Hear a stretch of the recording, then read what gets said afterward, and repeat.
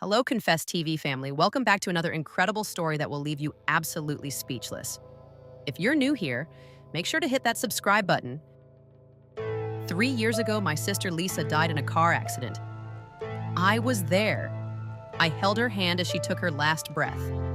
I watched them lower her casket into the ground. So tell me, how did I get this text from her last night? Hey, Wanda, I know this sounds crazy, but I need your help. Meet me at our old spot tomorrow at midnight. Don't tell anyone. Lisa. The number? It's her old phone. The one that was buried with her. I need to start from the beginning, because what I'm about to tell you will sound impossible. My name is Wanda, and Lisa was my twin sister. Not identical, but we might as well have been. We did everything together. Same friends, same classes, even dated brothers once. People always said we had that twin telepathy thing. We'd finish each other's sentences, call each other at the exact same time, even get sick together. Lisa always joked that we shared the same soul split between two bodies. October 15th, 2021. That's the day everything changed. Lisa and I were driving back from our cousin's wedding. It was late, maybe around 11 p.m. Lisa was driving. She always drove because she said I was too cautious. It started raining. Not hard at first, just a light drizzle. We were laughing about Uncle Mike's terrible dance moves when Lisa suddenly grabbed my arm. Wanda, she whispered, her voice strange. Do you feel that? Feel what? I asked. Like something's wrong, really wrong. Before I could answer, the truck ran the red light. I remember everything about those next few hours with perfect, horrible clarity. The sound of metal crushing metal, the taste of blood in my mouth, Lisa's hand finding mine in the darkness of our destroyed car. The doctors said I was lucky. Broken ribs, concussion, some cuts and bruises. Lisa wasn't lucky. Internal bleeding, brain trauma. She was conscious for maybe 10 minutes in the ambulance. Wanda, she whispered, her voice so weak I had to lean in close to hear her. Promise me something. Anything? I said, crying. Don't let them forget me, and if something happens to me, if I can't come back the normal way, I'll find another way. I promise. I thought she was delirious from the pain medication. I squeezed her hand and promised her everything would be okay. But we both knew it wouldn't be. Lisa died at 3:17 a.m. on October 16th, 2021. The funeral was 3 days later. Our parents were destroyed. I was destroyed. The whole town showed up. Lisa had been one of those people everyone loved. Homecoming queen, volunteer at the animal shelter, the girl who remembered everyone's birthday. We buried her with her phone. I know that sounds weird, but Lisa was always on that thing. She said it was like an extension of herself. Mom thought it would be comforting somehow, like a part of Lisa's world going with her. I remember thinking it was stupid. Dead people don't need phones. I was wrong. The first text came exactly 1 month after the funeral, November 16th, 2021 at 3:17 a.m. The exact time Lisa died. I was having another sleepless night. They were pretty common back then. I grabbed my phone expecting maybe a work email or my mom checking on me. Instead, I saw a name that made my blood freeze. Lisa, mobile. The message was simple. Wanda, are you awake? I stared at that screen for maybe 5 minutes straight. My hands were shaking so badly I could barely hold the phone. This had to be some kind of sick joke. Maybe someone found her phone, or maybe the phone company had mixed up numbers somehow. I didn't respond. I couldn't. I turned off my phone and hid it in my dresser drawer like it was going to bite me. But I couldn't sleep. Every few minutes I'd check to see if I'd imagined it. The message was always there. The next morning, I convinced myself it was a glitch. Phone companies make mistakes all the time, right? I was going to call Verizon and report the error. But when I opened my phone to get Lisa's account information, there was another message. Sent at 8:23 a.m. I know you saw my message. Why won't you answer me? And then, 2 minutes later, Wanda, please, I need to talk to you. That's when I started hyperventilating because those messages, they sounded exactly like Lisa. Not just the words, but the way she wrote. Lisa always used perfect grammar in text. It was this weird quirk of hers. Most people our age used shortcuts and abbreviations, but Lisa wrote every text like it was a formal letter. And she always said, I need to talk to you when something was really important. Always. I called our parents, but what was I supposed to say? Hey, Mom, I think Lisa's ghost is texting me. They were already worried about my mental state. This would have sent them over the edge, so I kept it to myself. And I responded, who is this? The response came immediately. It's me, Wanda, it's Lisa. I know this is impossible, but I need you to believe me. Prove it, I typed back. What came next made me drop my phone. Remember when we were 7 and you broke Mom's favorite vase? You blamed it on the cat, but I took the punishment for you because I said I was trying to dust it. You cried for hours and gave me your Halloween candy as an apology. You never told anyone it was really you. Nobody knew that story. Nobody. We'd promised each other we'd never tell anyone, not even our parents. It was our secret. It was Lisa's secret. For the next 6 months, Lisa texted me almost every day. Always between 3 a.m. and 4 a.m., usually right around 3:17. She told me things that only she could know. Inside jokes, shared memories, embarrassing moments we'd sworn to take to our graves. She knew about the crush I'd had on her boyfriend in high school. She knew about the time I'd stolen $20 from Dad's wallet to buy concert tickets. She even knew about the pregnancy scare I'd had in college that I'd never told a single person about. But it wasn't just the knowledge that convinced me, it was the way she wrote. Lisa had this habit of using 3 dots instead of proper punctuation when she was thinking like that.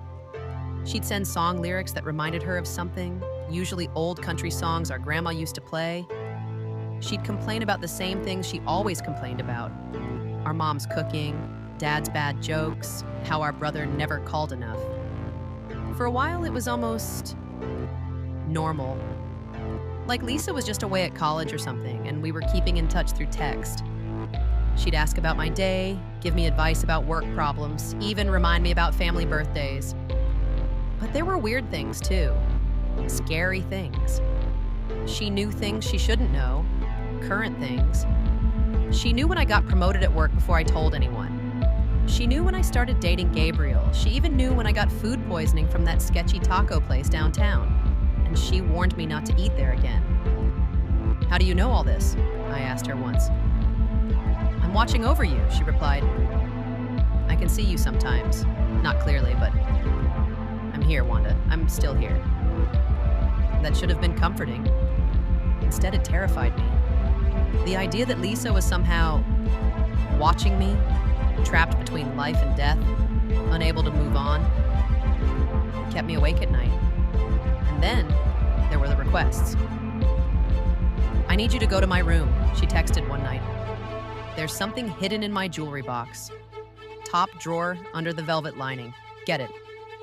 I was staying at my parents' house that weekend. Lisa's room had been left exactly as it was the day she died. Mom couldn't bear to change anything. I snuck in at 2 a.m. and found what Lisa was talking about. Under the velvet lining of her jewelry box was a folded piece of paper.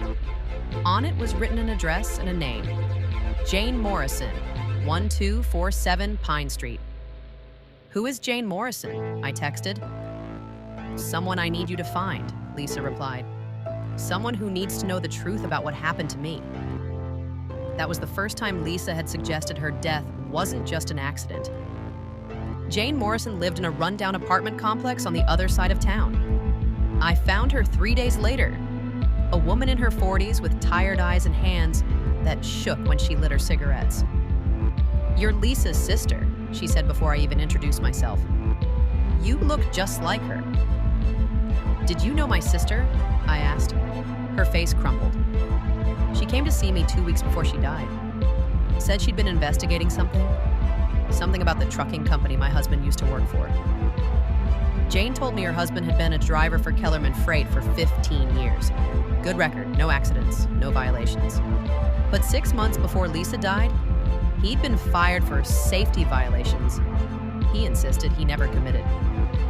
Lisa was writing some kind of story for her journalism class, Jane explained. She'd heard rumors that Kellerman was forcing drivers to work longer hours than legally allowed, falsifying logbooks, covering up accidents. She wanted to expose them. My blood went cold. The truck that hit us. Kellerman Freight, Jane nodded. Driver named Tommy Morrison, my husband's cousin. 22 hours straight behind the wheel according to the police report, but his official logbook showed only 8. Lisa had been collecting evidence for weeks. Jane showed me a box full of documents Lisa had given her. Falsified records, testimonies from other fired drivers, even photos of trucks with tampered safety equipment. She'd been building a case that could have shut down the company. She was going to present it to the police the week after your cousin's wedding, Jane said quietly. I think someone found out.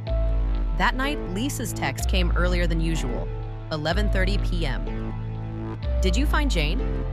Yes, I typed back. Lisa, were you murdered? The response took longer than usual. I think so, but I can't prove it from here. I need you to finish what I started. The evidence is hidden in our old fort in the woods behind the house. Remember? Our secret place? It's all there. Everything they don't want anyone to see. The fort. Of course. When we were kids, Lisa and I had built this elaborate treehouse fort in the woods behind our childhood home. We'd go there to share secrets, hide treasures, escape the world. If Lisa was going to hide something important, somewhere only I would think to look, that would be it. I went the next day. The fort was still there, weathered and overgrown, but intact. Inside, wrapped in plastic and hidden under a loose floorboard, was a USB drive and a letter addressed to me. The letter was in Lisa's handwriting. Wanda, if you're reading this, something happened to me. The USB contains everything. The real logbooks, recorded conversations, financial records showing payments to silence other victims. Take it to Detective Rodriguez. He's the only one I trust.